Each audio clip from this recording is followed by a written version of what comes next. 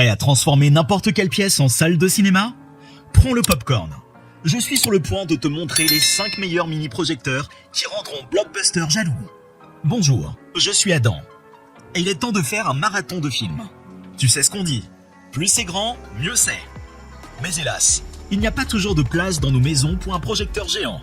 C'est pourquoi, dans cette vidéo, je vais te montrer 5 des meilleurs mini-projecteurs qui existent pour que tu puisses toujours vivre l'expérience du Blockbuster, mais sans avoir à exploser ton budget. Alors, prends l'encas de ton choix et plongeons-nous dans l'aventure.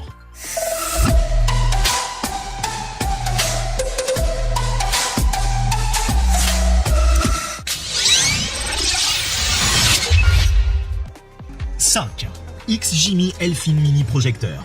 Ce mini vidéoprojecteur offre une qualité d'image généralement satisfaisante, malgré quelques inconvénients. La qualité d'image est très bonne, mais elle manque de luminosité dans les scènes sombres, ce qui peut poser un problème dans les films d'horreur. Néanmoins, l'image reste nette et claire. Cependant, lorsque le projecteur est connecté à un ordinateur, la qualité d'image semble moins bonne, avec des couleurs moins vives. Ceci pourrait être dû à l'ordinateur plutôt qu'au vidéoprojecteur, car la qualité de l'image est excellente lors de la lecture de vidéos via Android TV. La fonction de correction de la distorsion trapézoïdale fonctionne très bien, permettant une image centrée, quelle que soit la position du vidéoprojecteur. Cependant, cette fonction présente un inconvénient majeur. Elle n'est pas compatible avec la 3D. Pour utiliser la 3D, il faut positionner parfaitement le vidéoprojecteur sans avoir besoin de la fonction de correction. Cela peut être problématique pour certains utilisateurs. Concernant le son, il est correct, mais il est préférable d'utiliser une barre de son ou un casque pour une meilleure expérience audio lors des scènes d'action. Le bruit du vidéoprojecteur est très faible, sauf en mode performance où il est généralement plus audible. L'utilisation du vidéoprojecteur avec un ordinateur via HDMI fonctionne très bien, mais nécessite un compte Google. Un problème rencontré est que le vidéoprojecteur peut interrompre la lecture d'un film sur l'ordinateur pour demander le mot de passe du compte Google, même si l'Android TV n'est pas utilisé. Une fois connecté, cela ne se produit plus. Le vidéoprojecteur est compact et léger, pouvant être facilement fixé sur un trépied de caméra. Toutefois, il convient de noter que le bloc d'alimentation chauffe beaucoup, ce qui peut soulever des préoccupations sur la durabilité à long terme. 4. XGIMI Halo Plus. Le Halo Plus justifie son prix d'achat, qui inclut un support de vidéoprojecteur réglable et un angle en taille. Le vidéoprojecteur est stable sur ce support, bien que le socle soit assez lourd. Cependant, la partie permettant d'ajuster l'angle pourrait être plus rigide étant donné le poids du Halo Plus. Le son produit par le Halo Plus offre de bonnes basses et des aigus distincts. Bien que le rendu sonore global ne soit pas forcément fidèle, il demeure agréable à l'écoute. Les 900 ANSI Lumens sont disponibles uniquement lorsqu'il est branché sur secteur. Le mode Boost en mode jeu présente une latence minimale, mais nécessite de désactiver l'ajustement automatique des effets trapèzes, ce qui est décevant. Le vidéoprojecteur offre une résolution Full HD native et une image nette. L'autofocus peut être facilement ajusté avec la télécommande. Cependant, le zoom optique est limité, nécessitant un recul d'environ 2 à 2,5 mètres pour obtenir une image plein écran 16/9 sur un écran de projection de 80 pouces. Il faut alors utiliser le zoom numérique après l'ajustement automatique des trapèzes. En mode gaming, avec le mode Boost activé, les jeux Nintendo Switch en Full HD 60 Hz sont fluides. Sinon, il y a de la latence. Le vidéoprojecteur n'a pas encore été testé à 120 Hz. Dans l'ensemble, le Halo Plus est apprécié pour sa facilité d'installation et de configuration, ainsi que pour ses performances d'ajustement automatique. Le son est immersif, mais ne peut remplacer un véritable home cinéma avec des effets sonores surround. 3. Samsung The Freestyle.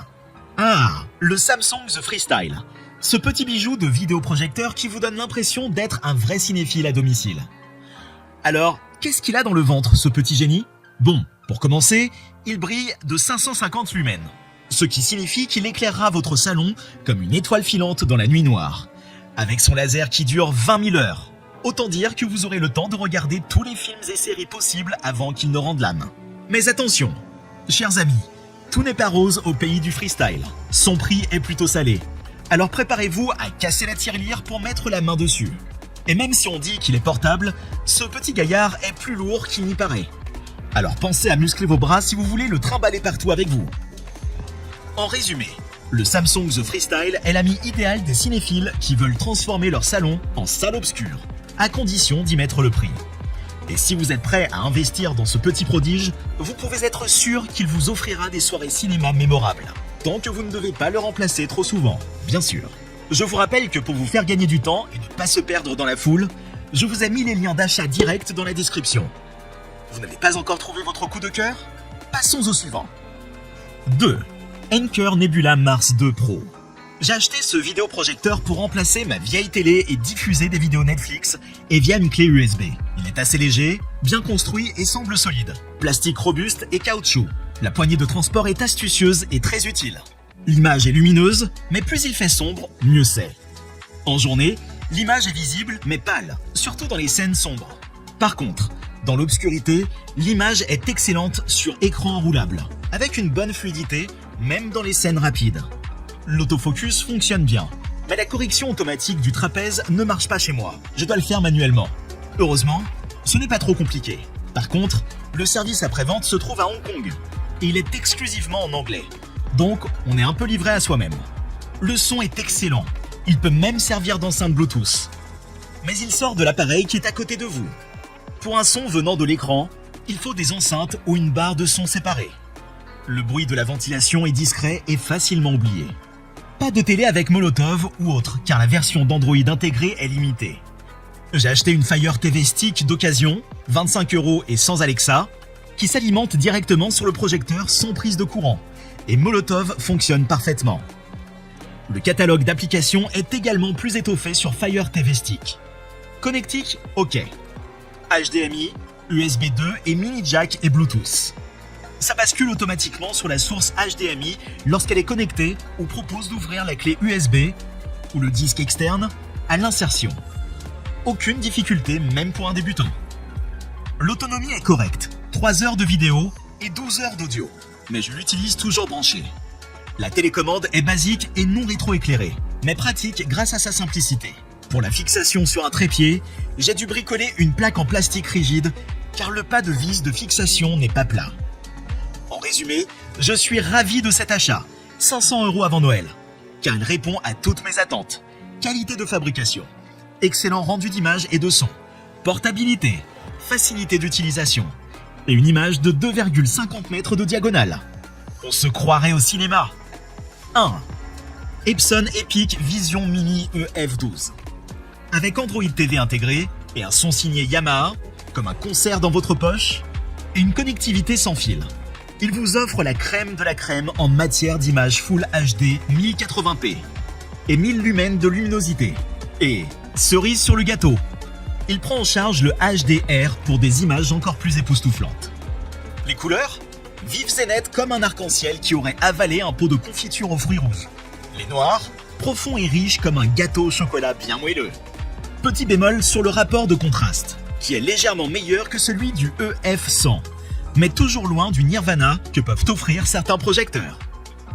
L'Epson Epic Vision Mini EF12 est le compagnon idéal pour vos soirées Netflix ou humilier vos amis lors d'une partie endiablée de Mario Kart sur écran géant. Sa taille compacte vous permettra de l'emporter partout, histoire de ne jamais manquer une occasion de faire découvrir à votre entourage les joies du home cinéma portable. En somme, si vous cherchez un vidéoprojecteur capable de transformer n'importe quel mur en salle de cinéma, l'Epson Epic Vision Mini EF12 est là pour vous servir sur un plateau.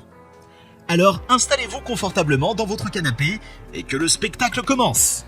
Et voilà, chers amis cinéphiles et amateurs de popcorn, nous sommes arrivés à la fin de notre fabuleuse aventure dans le monde merveilleux des vidéoprojecteurs.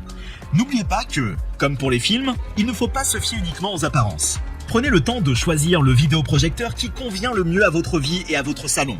Après tout, rien ne vaut une séance de cinéma à domicile où vous pouvez rire, pleurer et applaudir sans craindre d'être expulsé par un agent de sécurité trop zélé. Alors, éteignez ces lumières, installez-vous confortablement et faites place à la magie du grand écran dans votre propre maison.